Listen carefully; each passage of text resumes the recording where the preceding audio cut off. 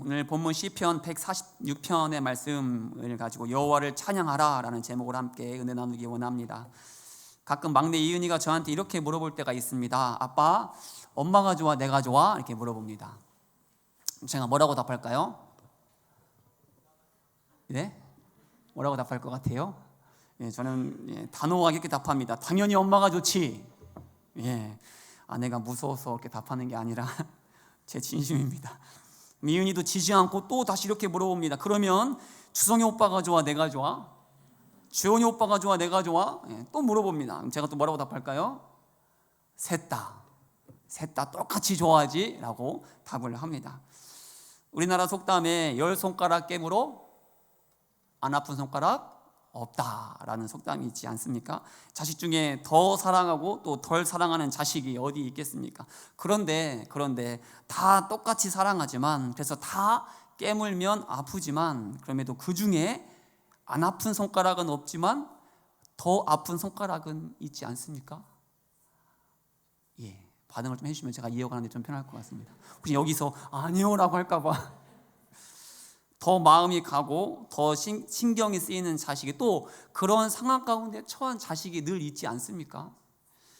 우리가 잘 아는 누가복음 15장을 보면 돌아온 탕자 이야기가 있습니다. 아버지 유산을 미리 당겨받아서 떠난 둘째 아들이 그 돈을 허랑방탕하게 다 날려버리고, 그리고 나서 빈 털터리가 되어버립니다. 그래서 이 아들은 돼지치는 일을 하게 되었는데, 그나마 돼지가 먹는 쥐염 열매마저 얻어먹을 수 없는 비참한 지경에 이르자 그때서야 아버지 집에는 먹을 것이 많지라는 생각이 들어서 어떻게 합니까? 가서 아들이 아니라 아버지의 종으로라도 살려는 생각으로 집으로 돌아갑니다. 그런데 그렇게 거지꼴로 돌아온 아들을 누가 맞이해 줍니까? 저 멀리 터덜터덜 걸어오는 아들의 모습을 누가 제일 먼저 발견하죠? 아버지가 아들을 보고 버선발로 달려갑니다. 가서 껴안고 더러운 옷을 다 벗기고 새 옷을 입히죠. 그리고 반지를 다시 끼워줍니다. 또 온 동네 사람들을 불러서 기쁨의 잔치를 벌이는 거죠. 미리 유산을 가져다가 허튼 곳에 다 쓰고 돌아온 자식이 뭐가 이쁘다고 눈이 빠지게 기다리시고, 또 돌아오자마자 기쁨으로 아들을 맞아준 이유가 무엇이겠습니까? 그래도 자식이니까, 또 그냥 자식이 아니라 더 아픈 손가락이니까. 그렇습니다. 우리 하나님께도 안 아픈 손가락은 없습니다. 그래서 모두 다 사랑하십니다. 하지만 그럼에도 더 아픈 손가락도 있다라는 사실입니다. 그리고 우리 하나님께서도 그 더 아픈 손가락이 돌아오길, 정신 차리고 돌아오길, 살아서만 돌아오길 지금도 눈이 빠지게 기다리고 계신다라는 사실입니다. 오늘 우리가 봉독한 본문에도 우리 하나님의 아픈 손가락, 아니 더 아픈 손가락이 나옵니다. 생각만 해도 안타까운 자들이 나오는 것이죠. 그리고 하나님께서는 그들을 그냥 두지 않으시고 돌봐주신다라고 말씀하고 계십니다. 우리 7절부터 9절까지인데 말씀을 다 함께 한 목소리로 봉독하시죠. 시작. 억눌린 사람들을 위해 정의로 심판하시며 줄인 자들에게 먹을 것을 주시는 이시로다. 여호와께서는 갇힌 자들에게 자유를 주시는도다. 여호와께서 맹인들의 눈을 여시며 여호와께서 비굴한 자들을 일으키시며 여호와께서 의인들을 사랑하시며 여호와께서 나그네들을 보호하시며 고아와 과부를 붙드시고 악인들의 길은 굳게 하시는도다. 아멘. 이 말씀을 통해 알 수 있는 하나님께 더 아픈 손가락은 누구겠습니까? 그래서 더 마음이 쓰이는 자들은 누구겠습니까? 바로 억눌린 자들, 줄인 자들, 갇힌 자들, 또 맹인이고 낮은 자리에 있는 자들, 나그네와 고아와 그리고 과부, 이들이 바로 하나님의 더 아픈 손가락이다라는 것이죠. 그렇다면 이들의 공통점은 무엇이겠습니까? 하나같이 자기 힘으로는 아무것도 할 수 없는 자들입니다.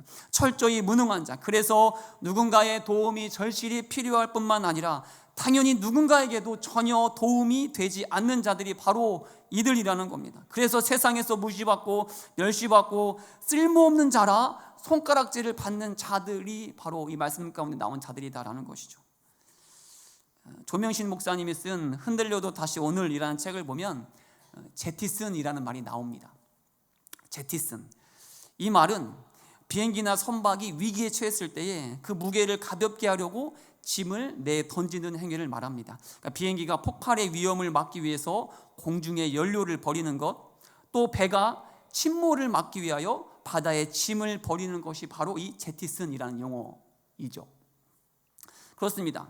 목숨을 지키기 위해서 그 외 기타 등등의 짐을 버리는 건 당연한 일입니다. 하지만 이 책에서 지적하는 것은 사람조차 값을 매기는 이 세상에서 짐 대신 사람부터 내다 버리는 것이 문제라는 것이죠. 오늘날 기업에서 구조조정을 할 때에 생존을 위해 다 같이 허리띠를 졸라매야 하는 상황에서 가장 먼저 내다 버리는 것이 무엇입니까? 다름 아닌 힘없는 사람들, 덜 이익이 되는 사람들, 효율이 떨어지는 사람들, 덜 효과적인 사람들부터 세상이라는 바다에 버려지는 오늘날의 냉혹한 현실을 이 책에서는 지적하고 있는 것입니다. 그렇다면 오늘 본문에서 언급된 자들, 바로 억눌린 자, 갇힌 자, 맹인, 나그네, 고아와 과부가 바로 이 제티슨의 대상 1순위가 되지 않겠습니까? 덜 이익이 되는 사람들, 효율이 떨어지는 사람들, 덜 효과적인 사람들, 그래서 가장 먼저 세상에서 버림을 당하는 자들이 바로 이들 아니겠습니까? 그렇다면 우리 하나님께서도 이들을 덜 효과적인 자들로, 이익이 되지 않는 자들로 바라보실까요? 그래서 이들을 쓸모없는 존재라고 여기시며 그냥 버리실까요? 가장 먼저 외면하실까요? 이 냉정한 세상 속에서 이들이 비참하게 살아가도록 하나님께서는 이들을 위하여 아무것도 하시지 않으실까요? 몇 년 전에 그 페이스북 창업자 저커버그 아시죠? 혹시 아십니까? 사진 띄워주시죠. 딸을 낳았는데 이분이 딸 출산 기념으로 한 일이 있습니다. 그게 뭐냐면 자신의 전 재산 중에 무려 99%를 사회에 기부하기로 작정을 합니다. 별로 뭐 이렇게 99%가 얼마인지 아십니까? 금액으로 따지면 55조.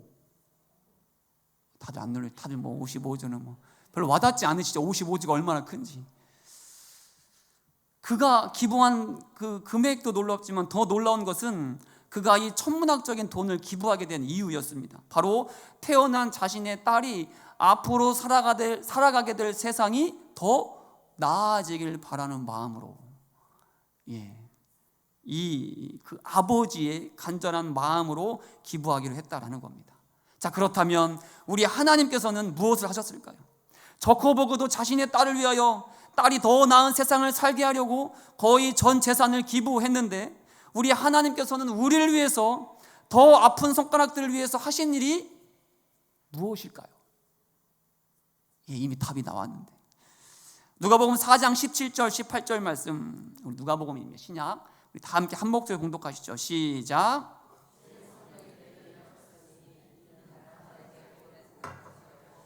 내게 기름을 부으시고 나를 보내사 포로된 자에게 자유를, 눈먼 자에게 다시 보게 함을 전파하며 눌린 자를 자유롭게 하고 주의 은혜를 전파하게 하려 하심이라 하였더라.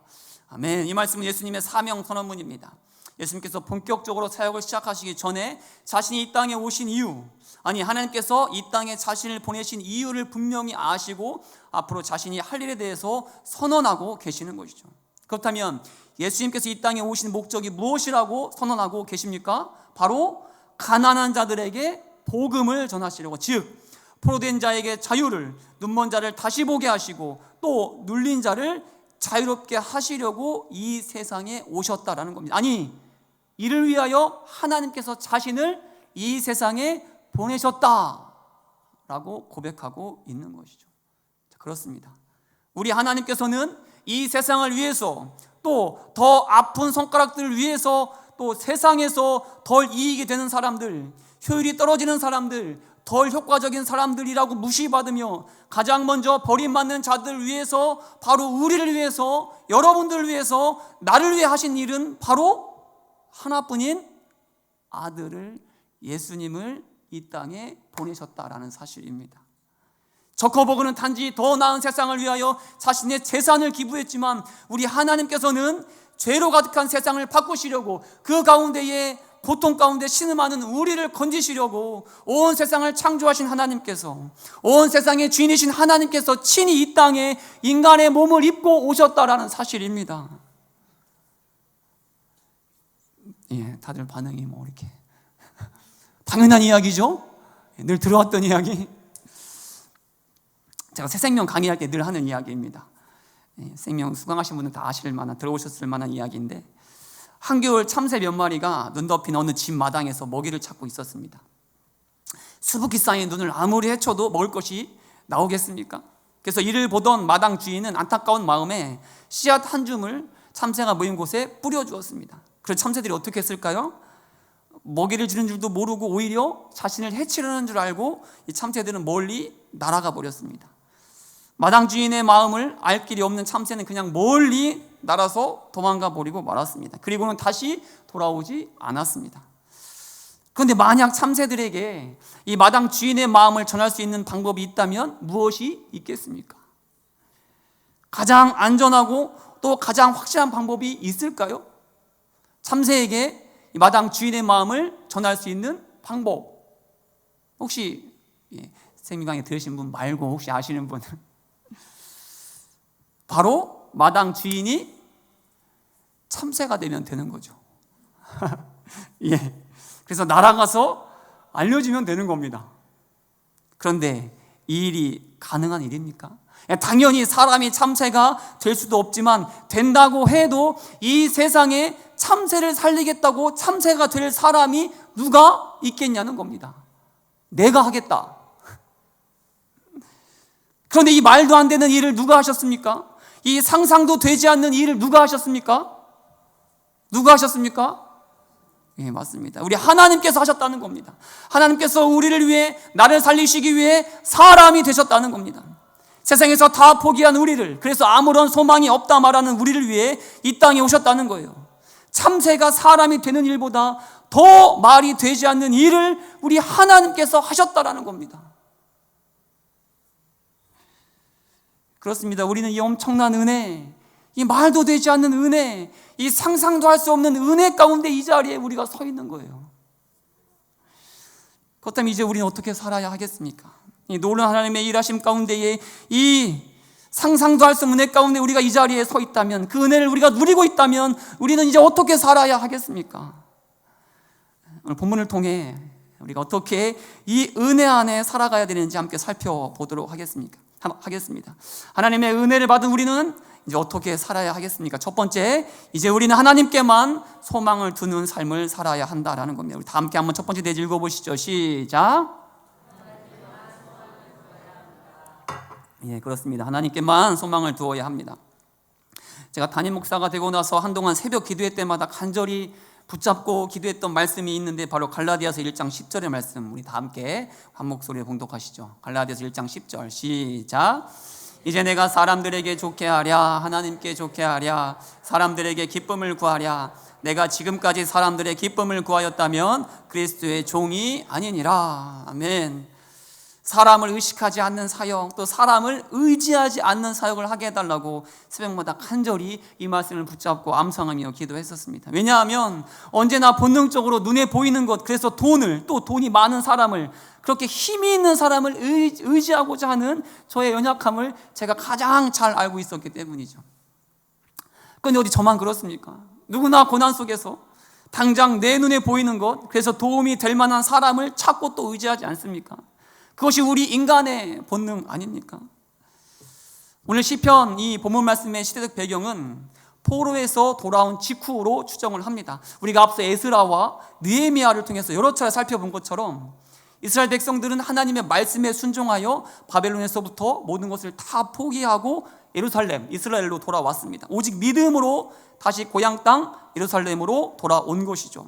그런데 돌아와 보니 눈앞에 펼쳐진 상황이 어땠죠? 성벽과 성전이 모두 돌 위에 돌 하나 남지 않을 만큼 완전히 폐허가 되어 버렸습니다. 그러니 막상 다시 무너진 성전을 지으려니, 또 성벽을 재건하려니 도대체 어디서부터 어떻게 해야 하는지 암담한 상황이었습니다.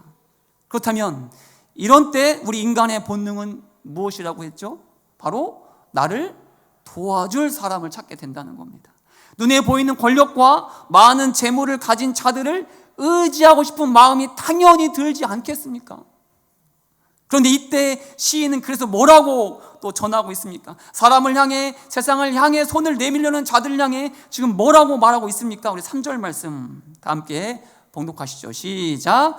기인들을 의지하지 말며 힘이 없는 인생도 의지하지 말지니. 힘 있는 자를 의지하지 말라. 아니, 사람 자체를 의지하지 말라. 왜 그렇습니까? 왜 사람을 의지하면 안 됩니까? 우리 4절 다 함께 4절 봉독하시죠. 시작. 그의 호흡이 끊어지면 흙으로 돌아가서 그날에 그의 생각이 소멸하리로다. 그렇습니다.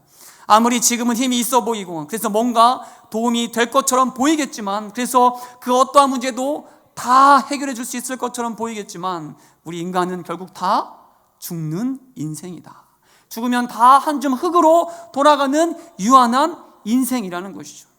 그런 인간은 당장은 천하를 호령하는 왕이라 할지라도 결코 우리가 의지할 만한 대상이 될 수 없다라는 겁니다.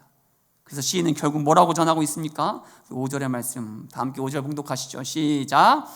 야곱의 하나님을 자기의 도움으로 삼으며 여호와 자기 하나님께 자기 소망을 두는 자는 복이 있도다. 아멘. 그렇습니다. 우리의 유일한 소망 누구십니까?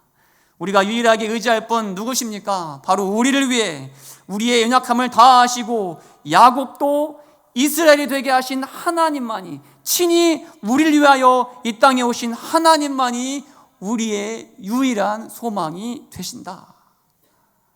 우리의 유일한 소망이 되신다. 우리의 유일한 소망이 되신다. 잘 듣고 계시지요? 그러니 오직 하나님께만 소망을 두는 우리 모두가 될 수 있길 온마음 다해 축복합니다. 절망 중에도, 낙심 중에도 우리를 건지시는 하나님, 온 세상 날 버려도, 온 세상 날 포기해도 결코 버리지도 포기하지도 않으시는, 우리를 위하여 기꺼이 하나뿐인 아들을 내어주신 우리 하나님께만 소망을 두는 우리 기흥의 믿음의 사람이 될 수 있길 온마음 다해 축복합니다. 우리 옆 사람 바라보면서 이렇게 인사하시죠. 하나님께만 소망을 둡시다. 이렇게 인사하시죠. 아멘. 예, 하나님의 상상도 할 수 없는 은혜를 경험했다면 우리는 어떻게 살아야 하겠습니까? 두 번째는 하나님께 소망을 두는 삶을 살기 결정했다면, 두 번째는 이제는 하나님만을 찬양하는 삶을 살아야 합니다. 이제 하나님만을 찬양해야 한다라는 겁니다. 혹시 영철버거라고 들어보셨습니까? 영철버거 드셔보신 분들 계십니까? 저는 먹어본 적도 없고 영철버거를 만든 그 분에 대해서도 들어본 적도 없습니다. 먹어본 적도 없고 아는 것도 없습니다. 그런데 최근 이분이 폐암으로 돌아가셨다는 기사를 보게 되었습니다. 그리고 인터넷 곳곳에서 이분의 죽음을 안타까워하는 글과 미담이 계속 올라오는 거예요. 그래서 저 도대체 어떤 분위기에 사람들이 이분의 죽음을 안타까워하고 또 이렇게 슬퍼할까 궁금해서 누군지 찾아봤습니다. 이분인데, 바로 사진 속의 이분인데, 영철버거는 2000년대 초반에 고려대를 중심으로 유행했던 1,000원짜리 버거라고 합니다. 1,000원짜리라고 우습게 보면 안 될 것이 그 퀄리티만큼은 결코 1,000원이 아니었다라는 것이죠. 심지어 콜라는 무제한으로 제공이 됐다라고 합니다. 그런데 이분이 이렇게 팔게 된 이유는 돈이 많아서가 아니라 본인이 부모님을 일찍 여의고 11살의 상경에서 너무나 힘든 청년 시기를 보냈기 때문이라고 합니다. 그래서 재료값 상승으로 오히려 버거를 팔 때마다 적자가 나는 상황에서도 이 힘든 학생들을 위해서 가격을 올리지 않았고, 또 밤 늦게까지 공부하는 학생들을 위해서는 새벽 2시까지 영업을 하기도 했다라고 합니다. 또 매년 자신처럼 가난으로 학비를 내지 못하는 학생들을 위해서는 또 매년 2천만 원씩 고려대에 기부도 했다라는 것이죠. 근데 결국 이 적자를 감당하지 못해서 2015년 폐업했지만, 이를 안타깝게 여긴 대학생들이 자발적으로 돈을 모금해서 6천만 원을 모아서 다시 개업을 해서 명맥을 이어가다가 최근에 폐암으로 58세 이른 나이로 세상을 떠나게 되었다라는 것이죠. 그래서 힘든 시절 푸짐한 1,000원짜리 버거로 끼니를 해결하고, 또 영철 장학금으로 학업을 마치게 된 사람들이 이 고인의 죽음을 안타까워하면서 장례식을 많이 찾아왔고, 또 세상을 떠난 것을 안타까워하며 많은 사람이 그 추모의 글을 올렸다라는 것이죠. 저는 계속 이분에 대해서 찾아보다가 제가 궁금해서 이렇게 검색을 한번 해봤어요. 구글에다가 뭐라고 검색해봤냐면 영철버거 기독교라고 검색을 해봤어요. 영철버거 기독교. 왜 이렇게 제가 검색을 했을까요? 왜냐하면 우리 믿는 사람들이 이렇게 살아가야 되지 않을까. 예수님께서 말씀하신 세상에서 소금과 빛으로 사는 삶이 바로 이 영철버거를 만드신 이 이영철이라는 분의 삶이 아닐까라는 생각이 들어서 제발 기독교라는 간절한 마음으로 검색을 해봤는데 기독교는 아닌 것 같아서 더 제가 부끄럽기도 했고 도전을 더 받았습니다. 오늘 시인은 이렇게 시작하죠. 우리 1절과 2절인데 암송구절이기도 한데 다 함께 봉독하시죠. 시작. 할렐루야 내 영혼아 여호와를 찬양하라. 나의 생전에 여호와를 찬양하며 나의 평생에 내 하나님을 찬송하리로다. 아멘. 시인 하나님을 찬양하라고 말합니다. 생전에도 아니 평생토록 하나님을 찬양할 것을 도전합니다. 왜냐하면 하나님만이 우리의 소망 되시기 때문입니다. 하나님께서 야곱의 하나님이 되셔서 야곱 같은 우리를 인도해 주셨고 구원해 주셨고 긍휼을 베풀어 주셨기 때문입니다.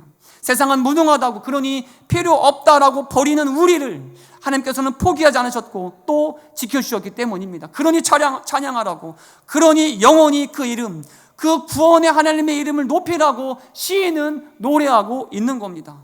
당연합니다. 우리는 영원히 하나님을 찬양해야 합니다. 영원히 하나님의 크신 이름을 높여야 하는 것이죠.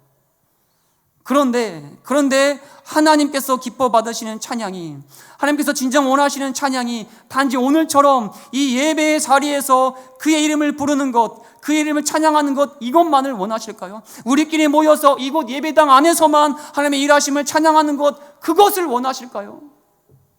물론 하나님께서는 오늘 우리의 예배도, 오늘 우리의 찬양도 모두 기뻐 받으실 겁니다. 축복하실 겁니다. 하지만 그럼에도 우리 하나님께서 더 기대하고 더 원하시는 찬양은 바로 이것도 좋지만, 이것도 맞지만 우리 삶의 자리에서 부르는 찬양, 우리의 삶으로 부르는 찬양을 더 원하신다라고 저는 믿습니다. 제가 몇 번 반복하고 강조하는 문장이 있는데, 제가 기억하기로는 아마 제가 설교 중에 한 3-4번은 제가 인용했던 문장인 것 같습니다. 바로 D.L. 무디 목사님이 하신 말씀인데, 다 함께 한 목소리로 한번 읽어보시죠. 시작. 세상에서 100명 중 1명은 성경을 읽고 나머지 99명은 그리스도인을 읽는다. 무슨 뜻인지 이제는 이해가 다 되실까요? 이 말이 무슨 뜻일까요? 세상은 성경책을 통해 하나님을 보고 아는 것이 아니라 바로 하나님을 믿는다고 하는 누구를 통해서? 그리스도인, 우리를 통해서, 바로 우리의 삶을 통해 하나님을 보고 알게 된다라는 사실이죠. 그러니 우리 입술로만 찬양하는 삶이 아니라 우리의 삶으로, 우리의 행위로 하나님을 찬양하는 우리 그리스도인이 되어야 한다라는 사실입니다. 그래서 세상이 우리를 볼 때, 우리를 읽을 때에 우리를 통해 하나님을 볼 수 있길, 우리를 통해 예수 그리스도의 향기를 맡을 수 있길, 그래서 우리의 삶으로 하나님을 찬양하는 우리가 되어야 한다라는 겁니다. 우리의 삶으로 하나님을 찬양하는 우리 모두가 될 수 있길 온마음 다해 축복합니다. 그래서 우리의 삶을 통해, 우리의 모습을 통해 하나님을 읽어나가는, 하나님을 보고 아는 그러한 복음의 통로로 쓰임받는 우리 모두가 될 수 있길 온마음 다해 축복합니다. 교회에서 일을 마치고 퇴근하다 보면 곳곳에 성탄 장식을 한 교회를 볼 수가 있습니다. 당장 우리 교회 앞에도 맞은편에도 저녁이 되면 환한 빛을 비추고 있습니다. 그런데 우리 교회는 어떨까요? 혹시 밤에 우리 교회 보신 분 계십니까? 지나가다가 보신 분 계십니까? 예. 모르시는 분에서 사진을 제가 어제 이제 초저녁에 찍었는데요. 예, 우리 교회입니다. 제 핸드폰이 성능이 안 좋아서 잘 안 찍혔는데 우리 교회가 장식이 딱 저렇게 되어 있습니다. 어떻습니까? 예, 저걸 보고 저는 너무 초라해 보였습니다. 초라해 보였고 또 저 별 하나가 너무 외로워 보였어요. 그래서 아내한테 저 그냥 뗄까? 아니면 별을 몇 개 더 사다가 옆에다 붙일까? 라는 생각도 들었습니다. 그런데 그러던 중에 한 성도님이 단체 카톡방에 이런 글을 남기셨는데 제가 그거를 그대로 읽어드리겠습니다. 교회 성탄 장식을 하다가 별 장식 하나를 보았습니다. 여러 가지 이유로 건물 중앙 창문에 장식을 하였는데 교회 가운데 작은 별 하나가 밝게 빛나는 모습을 보니 겸손하게 인간의 몸으로 이 땅에 오신, 지금도 우리와 함께 하시는 빛이신 예수님이 떠올라 마음이 따뜻해집니다. 예, 박수 한번 할까요? 우리 예수님을 위해서. 이걸 읽고 제가 반성을 했죠. 그리고 세상의 화려한 장식에 비하면, 대형 교회의 멋들어진 장식에 비하면 우리 교회에 달린 저 작은 별 하나는 너무나 초라해 보일지 모르겠지만, 너무나 외로워 보일지 모르겠지만, 가만 생각해 보면 2000년 전 우리 예수님도 가장 어두운 곳에 가장 작은 빛으로 오시지 않으셨습니까? 누일 곳 하나 없어서 마구간 그 위에 누일 정도로 너무나 초라한 모습으로 이 땅에 오시지 않으셨습니까? 그런데 그 작은 빛이, 그 아기 예수가 온 인류의 어둠을 몰아내는 그러한 역할을 감당하지 않았습니까? 하나님의 그 가장 아픈 그 손가락들을, 내일을 꿈꿀 수 없는 자들을 치유하고 회복하고 온전케 하는 그 일을 저 작은 빛 하나가 감당해내지 않았습니까? 그래서 우리도 그 작은 빛 하나로 인해 지금 이 자리에 와서 앉아있는 것 아닙니까? 그래서 이제 저는 우리 교회에 달린 저 별 하나가 결코 외롭다고 생각하지 않습니다. 결코 초라해 보이지도 않습니다. 오히려 저 작은 별 하나를 보면서 우리 교회가 어둠 가득한 세상을 밝히는 별 하나가 되길 기도하며 소원하게 되었습니다. 화려하게 빛나지 않을지라도, 누구도 알아주지 않을지라도 내가 하나님의 아픈 손가락이었음을 기억하며 여전히 어둠 속에서 아파하는, 여전히 헤어나올 수 없을 것 같은 깊은 수렁에서 눈물을 흘리고 있는 그 하나님의 더 아픈 손가락들을 품을 수 있는 작은 별이 될 수 있길, 세상의 어둠을 몰아내는 하나의 별이 될 수 있길 소원하며 기도하는 우리 모두가 될 수 있길, 우리 교회가 될 수 있길 다시 한번 기도하며 온마음 다해 축복합니다. 내가 그 은혜 안에 있음을 기억하며 우리도 세상을 밝게 비추는 작은 별이 될 수 있길 온마음 다해 축복합니다. 우리 다 함께 기도하시겠습니다.